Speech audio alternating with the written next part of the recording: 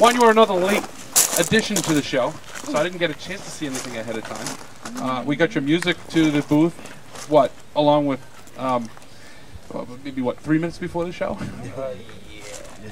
I know. But yet you amazed. Tell us about your piece. How it constructed, how it came to be, what you did to make it happen. The piece that I created to the song was done for the Chicago Flow Show last year, and it was done with a practice prop. And basically, I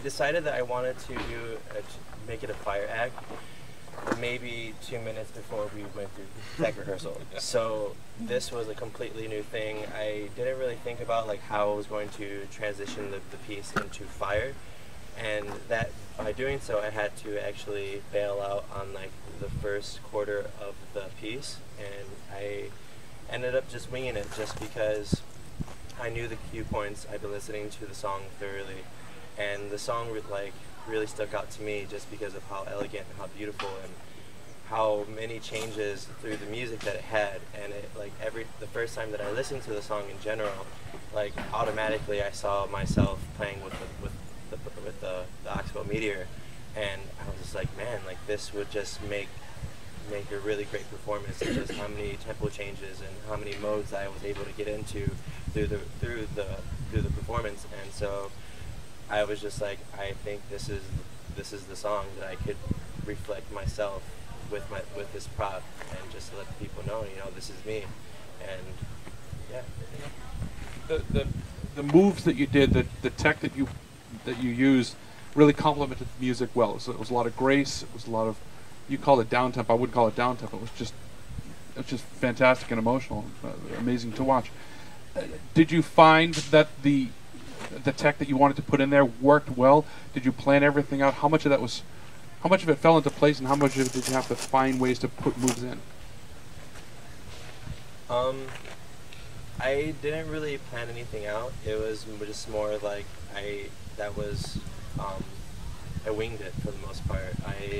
I knew the different cues in the song. I knew when the different changes were going to happen, and so as I was just on the stage, I basically just had in my head, I think this will look good, or I feel like this is a great move to put into it. And yeah, I'm really happy that it went well, because I was really iffy about it. Like you said, I got here to Wildfire and I was asked to be a part of the show, so it was just a very last minute thing, and I took it as a challenge that the universe was giving me, and it's just like, either you take this moment or you don't, and you make it for what it is, or you let it pass by. And it was just a complete honor to be able to share with all you guys, and to be able to share in front of a lot of my peers that I highly look up to. And it was a very beautiful moment. I will remember this for the rest of my life. Yeah. Anybody want to ask him about that? More than anything, I want to comment, when we're watching the other performers, they'll do a trick and we'll all cheer. Everyone knows how that works. That always happens. But normally when I would have cheered, what you were doing when you were just spinning it to the side was so mesmerizing that instead of cheering, I just, ooh. So Dreamscape I thought was a really perfect name for what you did. It was a dream to watch. I'm kind of mesmerized. It was mesmerizing more than anything. Everybody cover your ears.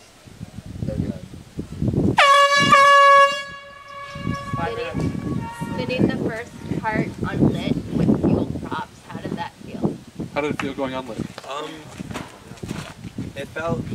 That was when I was spinning without it being fueled, was basically me replacing the very technical body wrapping that I was doing with the piece beforehand.